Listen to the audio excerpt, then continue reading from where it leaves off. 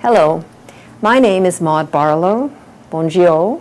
I'm sorry I can't be there in person. I was invited to speak to you but could not, and I'm hoping I can come another year.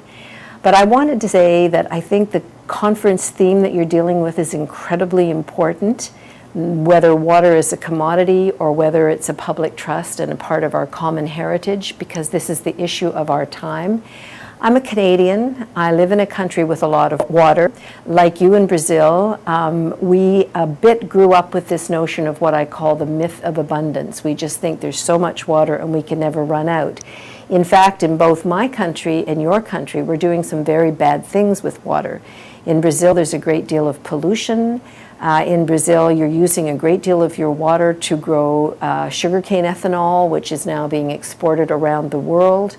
You're going to see your water exploited by the big energy companies, the big food companies, the big water companies who are going to move in or already moving in to take control of the sugarcane fields and to get access to water, permanent access to water.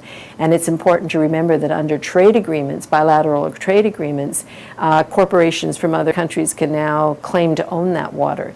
So it is extremely important that in Porto Alegre, but also all throughout Brazil, you come to an understanding that water is a common heritage. It cannot be owned by anybody. It is not a private property. It's not a commodity. It should not be hoarded, bought, sold, traded on the open market. That's the worst thing that can happen to water. We need every single drop in the world to be protected and conserved. We need to restore watersheds. We need to, for the Guarani aquifer, for instance, you need to be sure that it's named a public trust and take deep and strong control with the other countries involved over that water, or it's going to be plundered. We need to say water is a fundamental human right, and we need to treat it as a common heritage that needs to be here for future generations.